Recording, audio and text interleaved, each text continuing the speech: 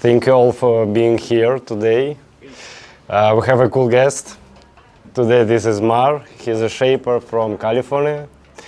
He's going to tell us a lot of interesting things about surfing, boards, and life, I think. Yeah? We want to thank our sponsor. It's Monster Pizza. You can grab. It's for free. Yeah. Let's give Mar a round of applause and let's start. Yeah. Thank you. My name is Mar Cubillos. I was actually born in Colombia, in South America. And I left Colombia when I was 9 years old, and I arrived to Santa Cruz, California. And that's when my journey began. And it's been quite the least very interesting. Santa Cruz is a place where there's a lot of surfing routes. There's amazing beach breaks. There's amazing reef breaks. But the quality of surf over there is completely different from most of the world. And that's something that I'd like to talk about today. I want to get into shapes. I'm not going to talk about volume because that's a word that should be taken out of people's vocabulary. Volume, liters, please don't talk about that ever. But I want to explain why that's actually not a term that it should be used in the surf industry. Yeah, I'm going to talk about concaves. I'm going to talk about rails. I'm going to talk about how to order a board from your shaper, if it's going to be your first board or if you're in the market for a first board in general. Let me just go ahead, just press spacebar. So again, it's folklore. Who's this skinny guy? So I just told you. I was born in Colombia and I was raised in Santa Cruz, California. I had some really good roots. I had the pleasure to, actually the person that taught me how to surf was CJ Nelson. And he's one of the best longboarders, not longboarders, for me, he's one of the most stylish surfers there is. He's an amazing guy. And I grew up with the Santa Cruz crew. I mean, there's Jay Moriarty, there's Shiloh, there's Jed Knoll, which is the son of Greg Knoll. I don't know if you guys know who Greg Knoll is. So the crew, which is, was amazing. And there I am back when I used to surf professionally. I was sponsored by O'Neill, Surf Tech, different brands. And that's how I got into shaping and basically, shaping in general. So I was really privileged to work with the first board that I ever got. My custom board was from Johnny Rice, the gentleman on the left over there. He's the first Native American in California to actually shape boards. And he lived in Brazil for a very long time. And, Portuguese and Spanish is very similar. So he had a nickname for me and he called me Vagabundo, which is like a street bum, basically like a low life type of guy. So, but I got a chance to take a big piece of foam because back then blanks did not have any rocker. Like nowadays, you can actually buy a blank with rockers, so things have gotten a lot easier for shapers. But back then, it was just a piece of foam. And it was just so amazing for me to see how he just took this piece of foam and just made a longboard out of it. It blew my mind. To me, it felt like he was just like doing a sculpture, basically. And since I love to work with my hands, obviously, I just kind of stuck with it. I just fell in love with it. I just find it completely magical. That was the first board that I got. And then after that, I got a Michel Junot board. And Michel is, by far, I think, is one of the most stylish longboarders in Santa Cruz as far as like age gap goes. Because Michel was back in the day, like in his 40s, 45s, like my age now. Or 50, well, I'm not 50, but back then I was like 19 and I used to call him, I was like, dude, you're so old, like you still surf so good, Ripping, hint tens, I mean, super stylish. And he also made boards and I got a chance to, order a couple from him and he sort of sponsored me here and there. He just, not sponsor me, but like he gave me discounts here and there. So I got a chance to watch him shape as well. And that was completely beautiful because Johnny Rice had a style of shaping boards. Michel had a different style of shaping boards. And then lastly, I had Bob Pearson. Bob Pearson makes Aero Pearson surfboards in Santa Cruz. He basically, think about Bob Pearson like Patrick Reds here in Bali. Like if it wasn't for Bob Pearson, the surf industry or the surf scene in Santa Cruz wouldn't be as big as it is. He sponsored guys like, Peter Mel, Flea, which are guys that most people probably, you guys don't know about too much, but they used to surf Mavericks, and they were people that really revolutionized airs. One of the guys that he sponsored, again, his name was Flea. Later I understood why they call him Flea, because you'll be in the water, there'll be a section coming down the line, and there's no way he will make it. You're just like thinking there's no way he's gonna jump over without do anything like that. Next thing you know, he's right on top of you. You're like, what the fuck? So that's basically Mr. Flea, and he created a lot of shortboard scenes, and but also he's an amazing longboarder, and he makes amazing logs as well. Bob is very mathematical, which is something that he taught me. He became my main sponsor for 10 years. And I worked with him with this model, which is called Marmar. Basically, that's Bob's model with, of us working together. And it took us 10 years to get to that board. When you take from a board, from the nose or from the tail or from the width of the board, you have to compensate elsewhere, and you have to know where to take it away from the board or add to it, which is something else that is going to take me back to these leaders and this volume stuff that has nothing to do with the surfboard industry. That was just basically a term that was created by Al Merrick. Al Merrick, don't quote me on this completely, but Al Merrick was one of the first persons that he created a CNC machine to make boards and cut them. And using a 3D software, what it does is just kind of looks at the cubic meters in there in a way, and it gives you a volume and a particular size. But it has nothing to do with surfboards. Just like you show me right now, like, you have two cars, you don't ask what the volume of the car is, right? Like you just, it's just the shape of the car. So anyway, and then later on, one of my mentors was Mr. Randy French. Randy, he started a company called SurfTech, and he basically took blanks from all the most famous shapers in the United States, and he took him over to Thailand, to Cobra. I don't know if you guys know who Cobra is, but it's basically like Reds, Patrick here. And he was a windsurfboard guy, and he made the same technology from windboards and applied it to surfboards, and that's when SurfTech came about. When I was writing for Randy was just telling me, your job is to break my boards. Go and break my boards, if you can. I broke one, and I broke him the dumbest way possible. Actually, I was really shocked that I just basically did a little air, landed, and the thing just buckled. It was weird, but I still kept riding it, which is amazing. So he's no longer in the industry, unfortunately. He became a 500 Fortune companies in the world, and he just basically cashed out, and he's living a great life in Santa Cruz. But he's one of my mentors, and these are basically the people that I watched them shape, and basically got me to the point of me wanting to start shaping. So, please. So when did I start Folklore? I went from California to, believe it or not, I started Folklore in New York. When I went to New York, I did not believe that there were any waves. I thought that was a myth. You see stuff in the magazine, I was like, yeah, right. Summer came along, and a swell came in, and I've never seen waves in that caliber. It was just perfect barrels. Some of them were spitting. The water was warm, and there was like 2 or 3 guys out at that time. So I basically took it up on myself to see what was around for surfboards, and there was not that many. So I saw an opportunity, and I started making my own boards.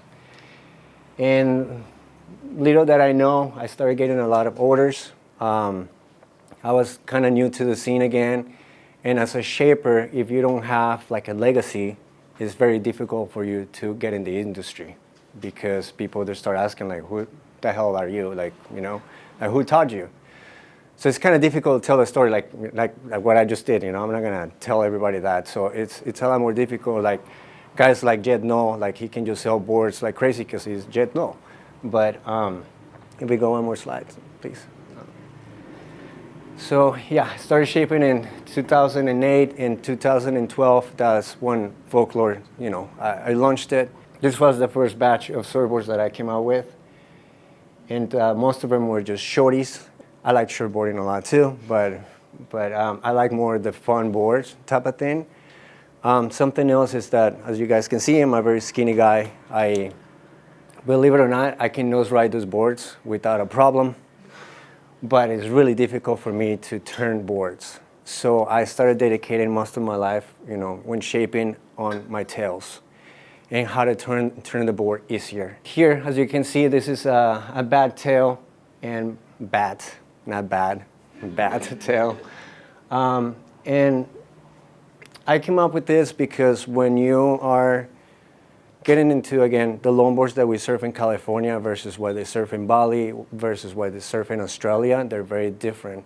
In Australia, you're gonna find boards that, well, not anymore, but back in the day when longboarding was really big, a lot of rocker. They were just incredibly like tail rocker and a lot of nose rocker.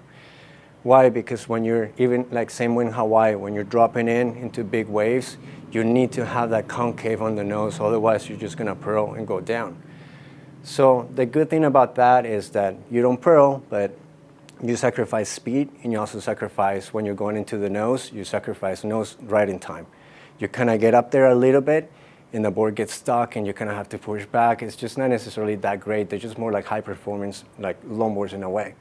California, we use a lot more what we call square tails. And square tails have a tendency to snap. And by snapping is when you're coming out and you're gonna turn the board, or you're gonna install the board into, like, for those that know like how to nose ride or wanted to learn how to nose ride, the water stops the flow, basically. It doesn't have a way to flow anymore. So the tail has a tendency just to snap out because the water just has no more resistance, and just that's what it does. So a lot of shortboards, they have a lot of square tails. And then slowly we started moving into something else, which is called the squash tail, which just allows you not to snap the board as much, but it allows you to like hug the turn a little bit more. And that's where squash tails came about. And also we have a round tail. A round tail is basically, the difference is when you're actually going to do a turn completely in California, for example, in Santa Cruz, we have a lot of reef breaks. And these reef breaks, what it means is they always break in the same spot. It's a wave machine out there. I mean, it's kind of gets boring. I'm not gonna joke. Like sometimes it came to a point that if it wasn't like 5 to 6 feet perfect, like people don't go out because you're like, I'm not gonna go surf anything else because you get so spoiled. But at the same time, I mean, it's a good thing, it's a bad thing.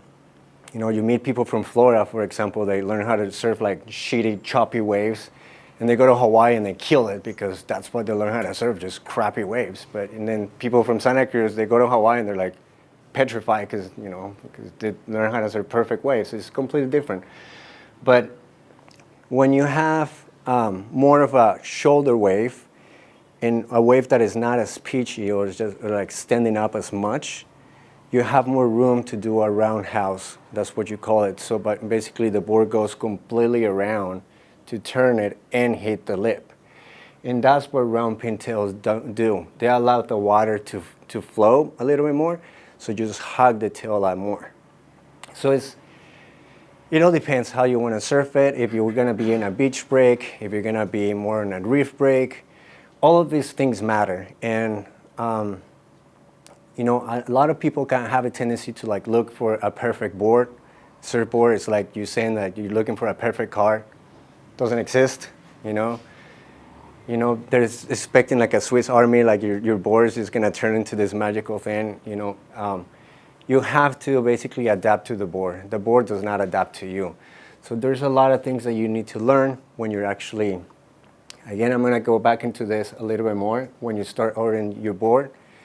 What kind of tail you want, what kind of nose you want, what kind of rails you want. But this is a little bit story about, you know, different kinds of tails.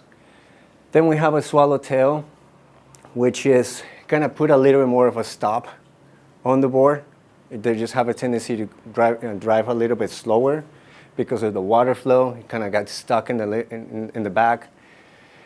It's similar to a fish, but they're, like I said, you know, they kind of slow you down a little bit more.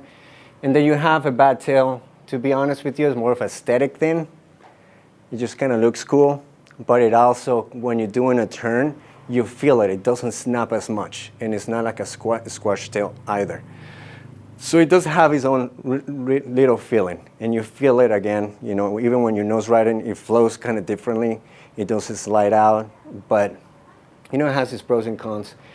And then moontails are, again, this is something that a lot of us have been playing with. I have a model that I use, which is called the Dodgy. One of my riders in Uluwatu uses it, and we put channels on it, and we put it as a quad. And this guy turns insanely on it. Don't necessarily know how it works, to be honest. Like, it's just kind of weird playing with it. So it just happens to hug the wave as much. So it could have the same result as a bobtail or as a swallow, but it just generates good speed, and it kind of keeps you stable when you're actually turning. Basically, the kind of tails that I focus on. Then this is what we're talking about, rails, which is something incredibly important for everybody to keep in mind. We have low rails, and low rails are basically mostly used on shortboards and high-performance shortboards. If you ever see a longboard that has low rails, don't buy it. If you see a board that is medium, more of like a medium rail will be something like this. As you guys, well, no, actually, never mind. No, I don't have a good sample here. But medium rails are not as high performance. They're not as like potato chip. So what happens when you have a hard rail, the water just cuts through really easy, and you generate a lot of speed. So in fish, for example, I dedicate my fish. I have my tails, I pull them in a lot more because the fish already is wide enough, and the wider the board it is, the more speed it's going to generate in the water. So when you have a board that is that fat and that chubby and that small, it generates too much speed. For me, at least. Like I said, it's kind of hard to turn boards. So I pull my tails a lot more in, and you feel it when you turn the board, the tail just flexes more and it pushes in the water, and I love that feeling. Again, that's my style, and those boards actually have a little more of a medium rails. They go from soft to medium rails. Or you can actually have them a little more like 50-50 rails as well. They just have a tendency to be less fast. They're a lot slower, so they're more like retro looking, like more style back, just kind of arch your back and kind of trim and just go up and down, the face of the wave. And this is something that is very used for longboards. My boards, Victor's boards, we use a lot of 50-50 rails. And this is what we call a pinch rail. And this allows you to do, when you're actually in the water and your nose riding and whatever, if you actually get a chance to stand on both of your feet, because most people have a tendency to just stand like this out all the time. But if you get a chance just to do this on your board, if you rock the board left and right, and you have a single fin, you're gonna feel the board swing like this. And it's actually really fun because it allows you to trim through the wave and down the face of the wave, instead of just standing there and waiting for it to just kind of move the board a little bit. But it allows you to do that. Same thing on the nose. So when you're on the nose as well and you need to maneuver somehow, it allows you to do that. If you had harder rails, you can't do that. The board just locks in. So that's basically the difference between 50-50 and hard rails. It's just a lot more playful, where the other one is just it locks in a little bit more. And then 60-40, it's used in longboards as well. Depends on the shaper. I don't like to use them. That's just my, my style. but it's also available. So we're talking about concaves and do you need them? So basically, a concave, the job of a concave is to keep you in the pocket of the wave. So here I'm using a bore with concave, and what it does, it gives you lift, and it keeps you right in the pocket because the water flows underneath it and allows the board to be pushed more. So one of the pros of that, it works on waves that are very, like batucadas. I don't know if you guys are familiar with that wave, or waves that are very inclined and they're pitchy again. Just it keeps you locked, which is a good thing. You want that, but it also depends on the thickness of the nose too. If they're too thin, it only works when the waves, like I said, they have to be almost perfect. If there's a little bit of chop or it's a little bit windy, you want a little bit of a thicker rail or a thicker nose because it's gonna push through that chop and through the wind. Otherwise, you're gonna pro and you're gonna get stuck in there and you're just gonna lose the wave. So again, you gotta keep playing which what's gonna work best for you. You can have a longboard and you guys have the same longboard, for example. You're not gonna ride it the same way that Tommy's gonna ride it. It's just, you guys are two different people, different weight, different foot placement. There's so many variables that go into a surfboard. Thank you. This is Dion. This is in Batucadas. This is a very pitchy wave, as you guys can see. It just goes really fast. It has no concave. This board is completely flat, but you see, it just gets you through these really fast points. It does not hold you up like most people want to do when they're nose riding. So you have to have the sacrifices. In California, it's actually a good thing to have because the waves are a lot thicker and they're a lot wider. So you don't necessarily need concave. So when you have a flat board, I had the experience to go over a Noosa Heads in Australia, and that wave is so much faster than it looks. That wave is wicked fast.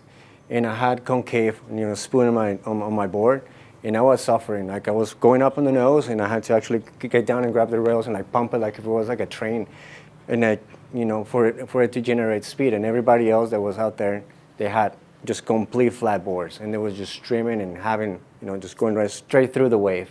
So these are the differences between concave on the nose, and it actually works the same on the tail. Concave on the tail, it will keep you up on the curl at all times. So just things that you're gonna have to develop in your style of surfing and what you like. So this is another example. This is a board which has a lot of concave, so it just keeps you up on the nose. So again, pros and cons of this. Again, I'm a skinny guy playing the piano there. If this rail is too thin, right?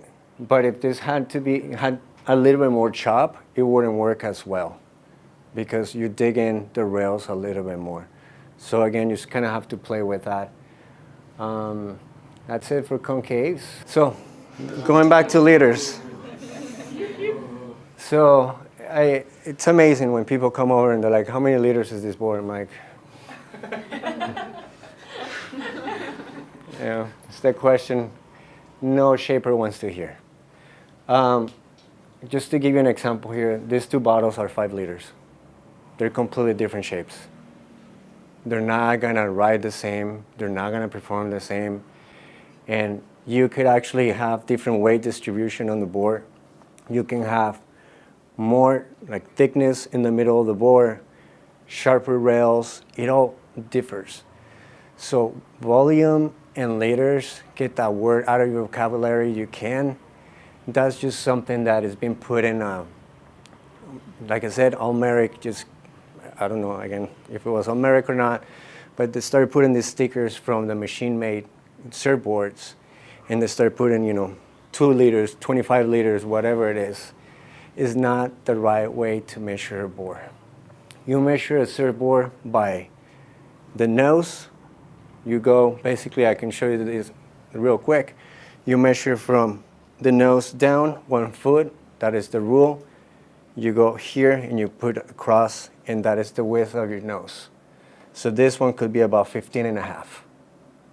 You go to the middle of the board, you measure there too. It's about 22, 21. Tail the same way, a foot from the tail up, and that's how you tell, you can tell your shaper, I want a tail that is 15, 15 and a quarter, 16 and a half. It all depends. And then the bottom, which is all the way to the tail, you can actually measure that as well. It goes 7, 8, 9, it all depends. But you have more pulled-in tails, wider tails, and obviously you have the thickness of the board. This is a tool that we use a lot, and this is to measure the thickness of the board. And I can basically just put this right here and or here, and it will tell me the thickness of the board. So this is 2.5 inches. So this is how you actually go and measure a surfboard. Same thing with the nose. You measure an inch from the nose, and that's the thickness that you want on your nose or rails.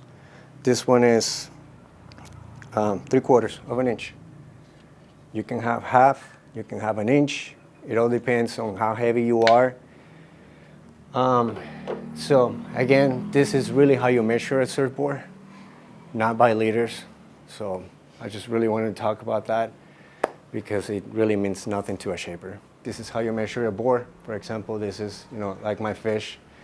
The nose is 15 inches, the width is 15, the tail is 15 inches.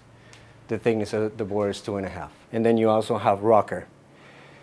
There's tail rocker, there's nose rocker, there's all kinds of different things. On longboards, you can have more nose rocker or you can have more tail rocker.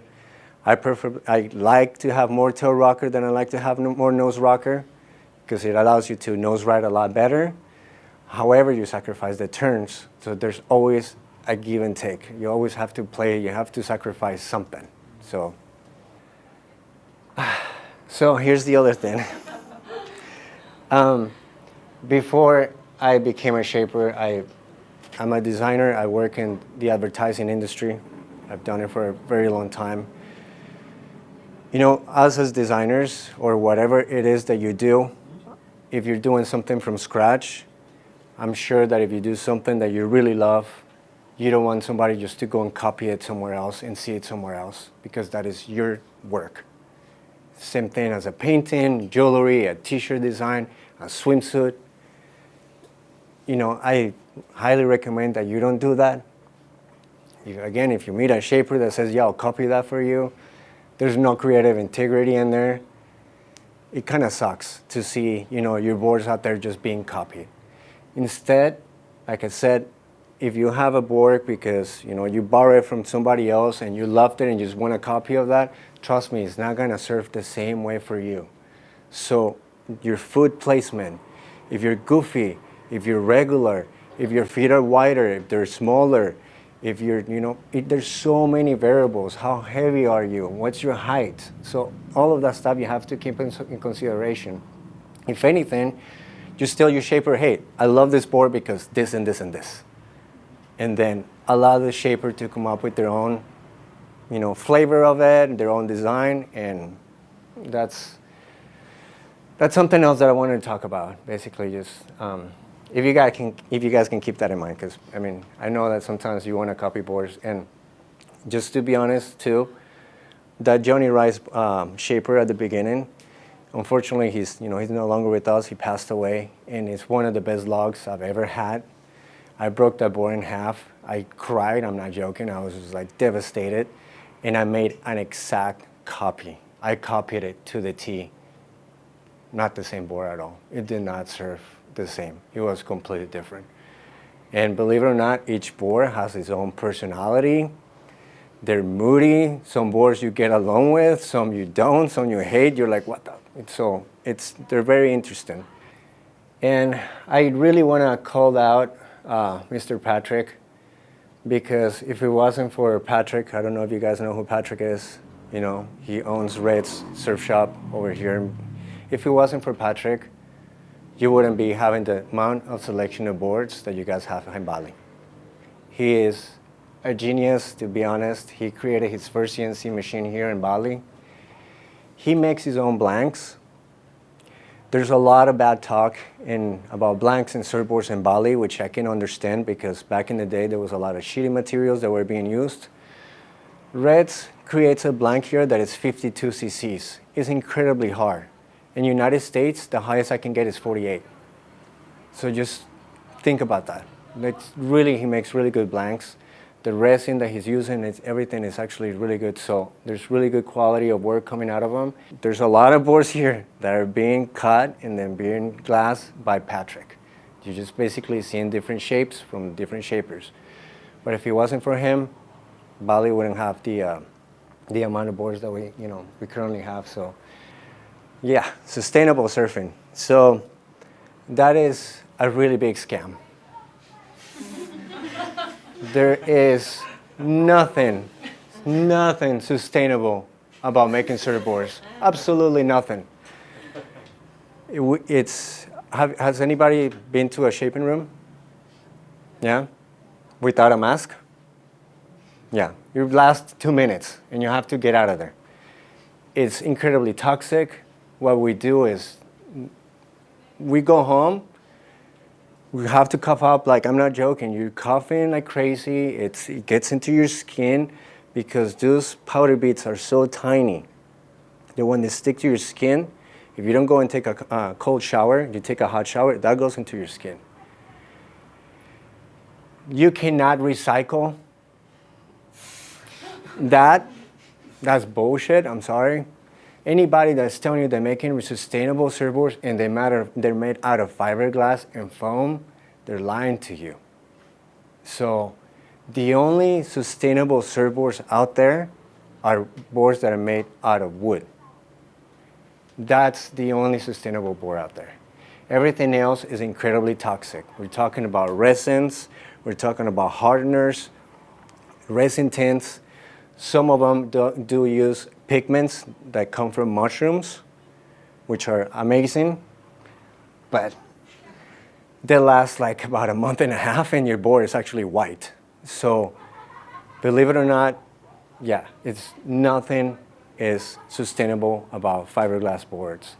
Materials are expensive. That's something else that, I've had people that, send me messages on Instagram and like, your boards are like 12 million. I'm like, dude, that's nothing. Are you kidding me? Or boards in California like $1,400, $1,500 easily. So when people are complaining about 12 juta, please don't. The materials are incredibly expensive. And the labor that goes into making a surfboard is intense. It's like making a boat. It's the same principle. You take the foam. After you put the foam, you gotta lay the fiberglass. Has anybody touched fiberglass before? Yeah? Do you guys remember that? I don't know, like I said, I'm a little older, but back in the days, there was like a crank, and you used to like throw it at kids, and it was like this itching powder, and like, they make kids itch. That was pure fiberglass. That was hell. It's basically is the same thing. You touch this fiberglass, you gotta be super cautious. Then you gotta put the resin. The resin is incredibly toxic. And not only that, the hardener, that's even worse. Like if you happen just to wanna see if this is resin or the hardener and you smell the hardener, you're gonna have a migraine, guaranteed. So incredibly toxic. And the worst part yet is the sanding of a surfboard. That is the worst. You gotta be almost looking like an astronaut. You gotta cover yourself completely from head to toe, because those fiberglass particles start flying everywhere. And they're tiny, tiny, tiny, tiny. So there's a lot that goes into that. And once you're done with it, then you gotta put the hot coat, more resin on top of that, and then sand that thing again. And when you're sanding the board, you go from sandpaper, you start around like 400 actually. And some finish at 1,800 for a polished board. So the labor on that is super expensive. And some shapers are only charging like $150, $200 for that. It should be charging a lot more money. But there's a lot of labor that goes into surfboard. So when somebody tells you that your board's gonna take 2 to 3 months to be done, keep this in mind. because there's a lineup of people that are ordering other boards, and it takes a very long time to get a board out the door. So there's a lot of labor that goes into this. Bullshit, sustainable surfing. Again, wooden boards are the only thing that are sustainable. And talk about labor, this is a pain in the ass. They're beautiful, but there are things that you sacrifice, like the rocker. Joking, brother. All right. Have a good session. Yeah. So we have the rocker, suffers a lot because you can really get that rocker out of a wooden board as easy as you were to do with these boards. So cheap boards will end up costing you much more money, and this is I'm going towards Chinese boards. There's a lot of new brands that are coming out. They're being made in China. They're using really cheap materials. They're using really cheap foam. And believe it or not, it hurts your local community. It hurts your local shapers. It hurts a lot of people. You might find it attractive to see a board, like all of a sudden you're looking at a longboard that is $1,200, and then you see a Chinese board for $700. You take the Chinese board because you don't know any better.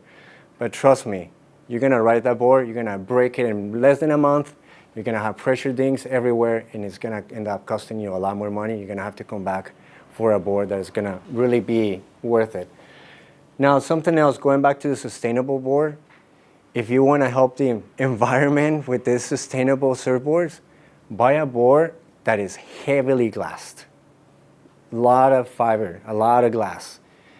You sacrifice, as you guys can see, this is one of my demo boards that I have here.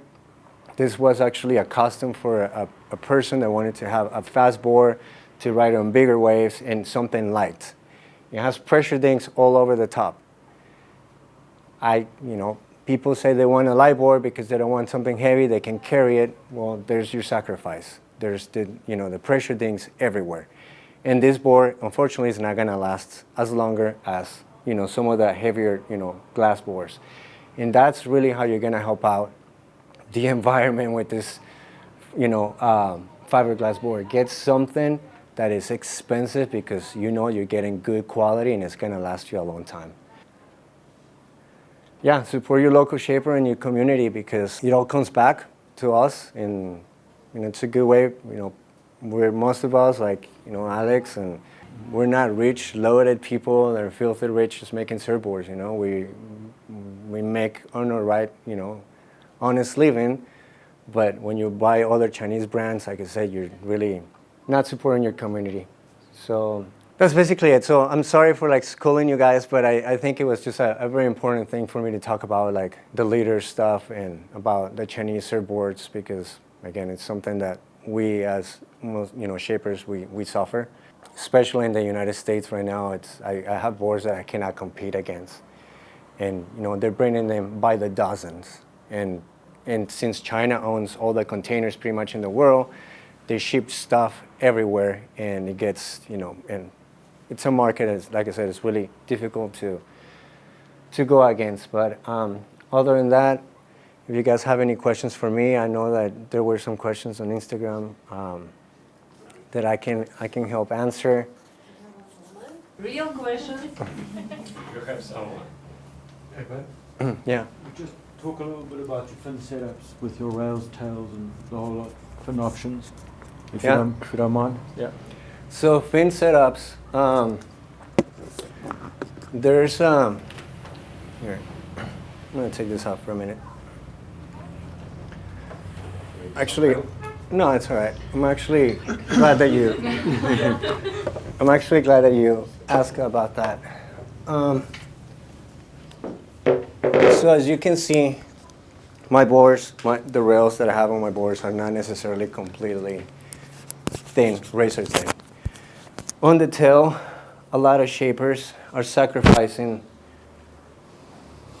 the thickness of the rail, and they're moving the fin box up because they don't have enough foam to put the fin box back there. And you're sacrificing nose riding time. That should be measured 4 inches from the tail up. Most longboards out there, they're 5.5. So fin placement is something that is very important. When you're riding a single fin, if you put your fin towards the front, your board's gonna be always more loose. The more you put it towards the back, the more it's gonna be more stiff. So when you buy fins they have a wider base, they're more stable, but unfortunately you don't have enough play to actually, move the fin up and down. I personally like pivot fins, which have a really narrow base, but they stand up really tall, and they're super flexible. Again, that's me because I'm a skinny dude, and it's kind of hard for me to turn boards, but it turns on a dime for me. And when you're nose riding, it still keeps you locked in because the fin is so long that it stabilizes and stays in the water. And fins, it's something like, think about them as the tires in your car. You can have different high performance tires, flatter tires, thicker tires. It completely changes the way you ride the board. That's in terms of fin placements. In terms of rails, like I said, I like to do 50-50 pinch rails as much as I can because it allows you to do this. You just a lot more stylish. You just kind of like arch back in the board, just feel it flowing. When you have harder rails, it just generates a lot more speed. It's not my thing. But like I said, it's just dependent of what you want to ride and how you want to ride it. When I have first timers that are asking what kind of board they want, my first answer, and I know this sounds horrible, is like when you're dating, you don't want to go and marry the first person you meet. So go date. And so go rent other surfboards. If you can, rent all kinds of boards. And then once you actually find something you kind of like, then try to get accustomed based on that. But also something that helps is if you have a particular surfer that you like, look at their style, and that helps a shaper to determine what kind of board you want based on style of surfing. Yeah.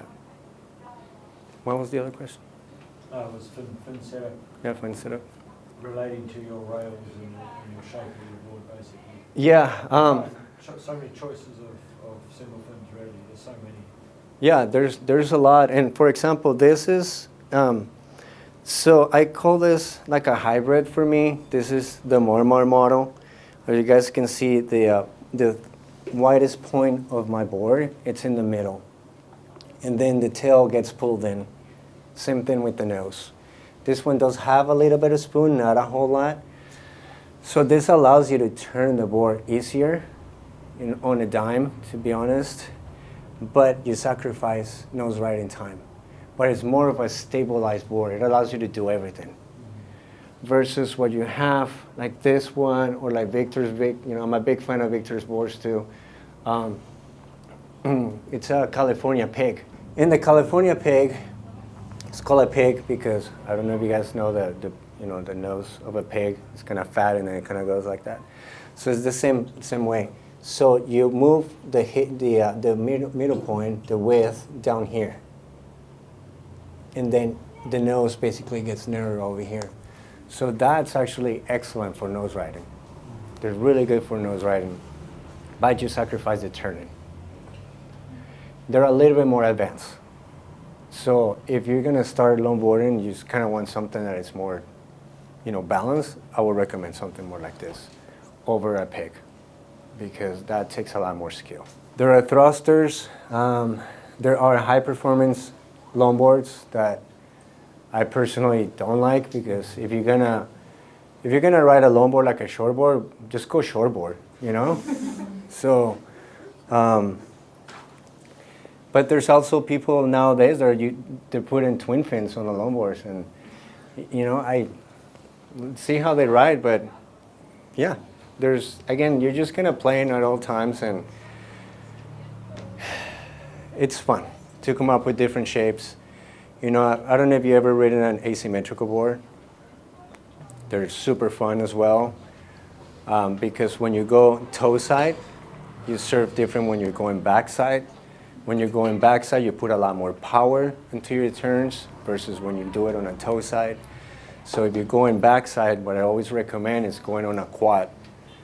I'm not a big fan of thrusters It's like riding a tricycle. You know, you're neither here or there. Just kind of when you have a thruster, because you have your fin in the middle and the two side fins, and the hard edge mostly. You try to swivel the board, you can. The board is just locked. So the only way for you actually to move that board is with a lot of speed and generating that speed down here. With the quad, you have more of that flexibility because, you have a little more of that flexibility. Not as much as like the single fin because it's completely different rails, but you at least can do this. And when you go in a quad backside, that power translates into these two fins. So you can really put engage these two fins. So it's wonderful for backside. Yeah, that's it. What kinds of sails do you prefer and why? I grew up surfing round pins, like I said, because I'm from California, I'm from Santa Cruz, and that's something that we typically use over there because it just allows you, like for example, I think I saw a question out there for about if you were to take a board from the tropics to cold water surfing. It's a completely different way of riding. If you have more of a shoulder, basically, on a wave, that is going to allow you to do that roundhouse cutback, you don't want a square tail. Because when you go up and you try to start doing this, like I said, the board is just going to snap. So it's not going to necessarily allow you just to do the full turn. Because when you have the round pin, the water is just flowing a lot more. It's like hugging the board more. So it doesn't allow for that snapping. So it all depends. I wish there was a tail that it worked for everything, but I think one of the most desired tails that works for most of longboards or for traditional boards are squash tails. It's neither a round pin, it's not either round or square, it's just kind of everywhere. So if you can pick one, I will pick that one, squash. Again, this is just more like, it looks really cool too. But yeah. What do you need to know to shape your first surfboard? Oh yeah, that's a great question.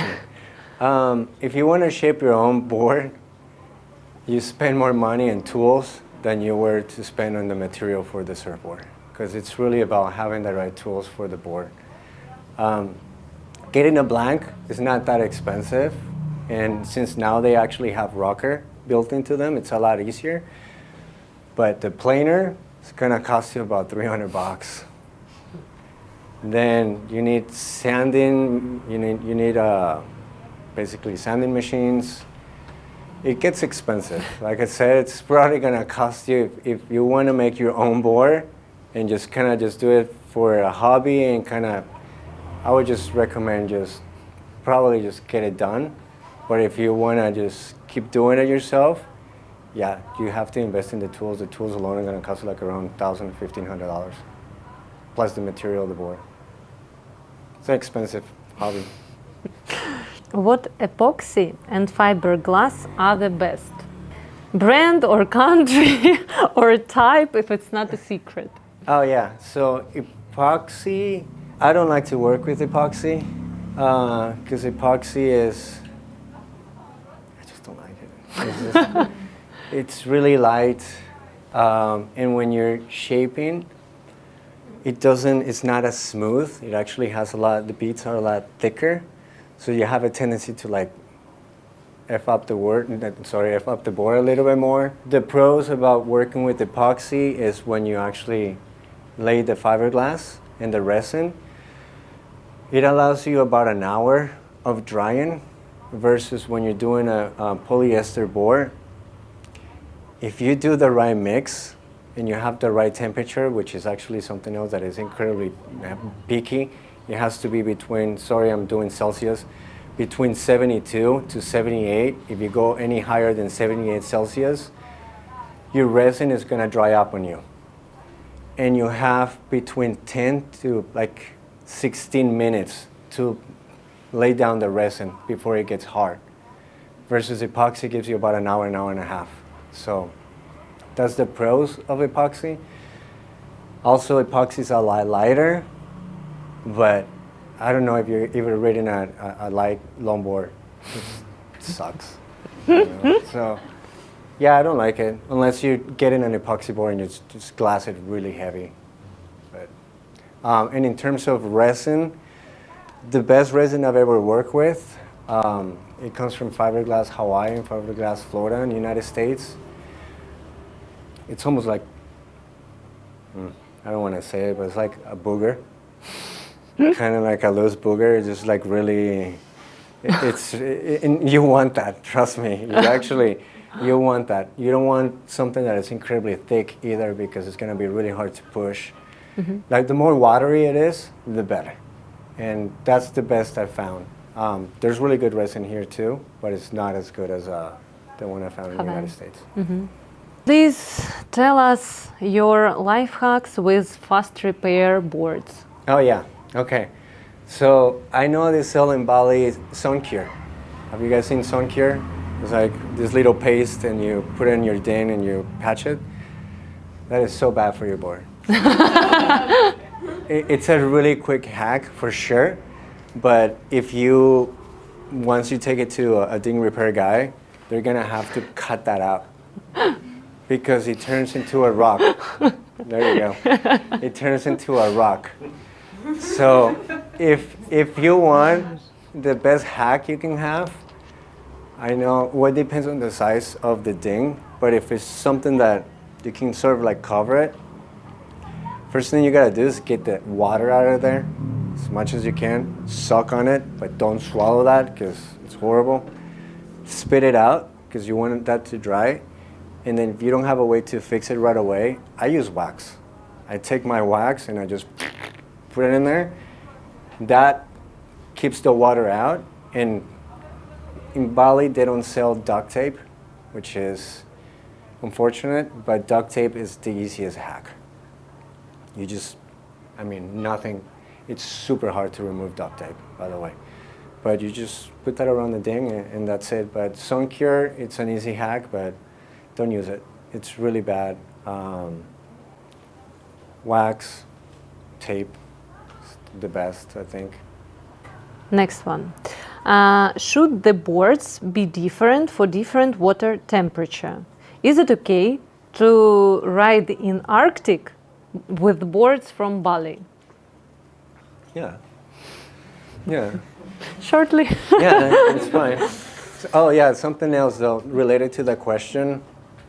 Colors in Bali, the darker your board is, the more tendency it has to suffer. Because no matter what, at the end of the day, you still have active ingredients in here. You still have resin, you still have the foam. And I've had trips where I'm riding with my boards up on top, and I was an idiot. I was just like, it was like 100 degrees out. Next thing I know, I hear my boards just like, I was like, what the? And I come out, and that thing, it just exploded on itself. Like it just popped because when the boards get too heated, they can bubble up as well. So the darker the colors, for example in Bali, no. If you have a black board, that's probably the worst thing you can have in Bali. Especially if you're gonna go and ride it and then have your coffee.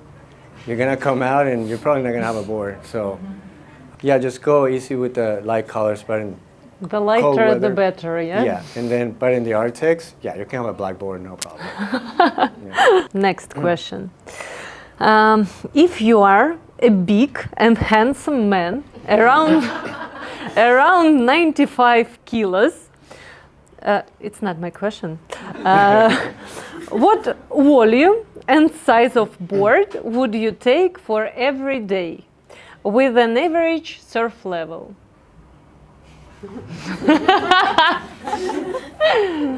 95 kilos? That's what, like 200 pounds? Okay, yeah, you need something thick. You need something thick, for sure. Because you're pushing more down on the board, obviously. So, yeah, you want different kind of volume. It's not the same kind of volume that I was talking earlier. But yeah, you need that thickness under you, for sure. In terms of the size, That's true. it all depends. Probably a mid-length. You can start with the mid-length. Depends what kind of style and what kind of waves it's going to be surfing. It's a lot of variables, but for sure you want something thick. If your board got snapped, can you repair and use it again, or it's over? It's over.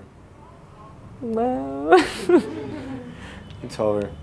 Yeah, because you lose all the strength. I mean, you can fix it. I mean, there's ways of fixing it. You can actually put more balsa wood around it. I'm actually been super impressed. I've been following this guy on Instagram. His name is Lord of the Rings. I don't know if you guys follow this guy. My gosh, dude, that guy is a wizard. He's amazing. I mean, job of a dim repair guy is so much harder than a shaper. Like, I have so much respect for that guy. He's amazing. He can bring any board back to life. And I've seen him do some hacks, and your board looks like it never got snapped. But I don't know. It's not gonna ride the same. That's for sure. what shape can you recommend for 94 kilos, 45 years, Not handsome? intermediate surfer who mostly surfs on the Sydney northern beaches? Beach breaks from 2 to 4 feet. Is he a beginner? Yeah. Yeah, intermediate. No. Beginner. Beginner? Beginner. Yeah, something like this. Like, So what kind of questions do you ask to your customers when they come to you and they can say only their weight and they are like beginners from north of Sydney? yeah, so what kind of wave they're gonna be surfing mostly, and what conditions too, because if it's gonna be windy, you want something that is gonna be thicker too, that is gonna help you push through, chop. When you have thinner rails, your board's gonna get stuck. You're not gonna have a good time either. Plus, it can actually blow you off the wave as well. If there's somebody that is really willing to have their first custom, I just ask what kind of surfer you like the most. What kind of style, because that actually is going to help me to determine as well how they want to surf. It's the size of their feet. That's something to keep in mind as well, because if you make a really thin tail, like narrow tail, and they have really big feet, they're going to skip of that.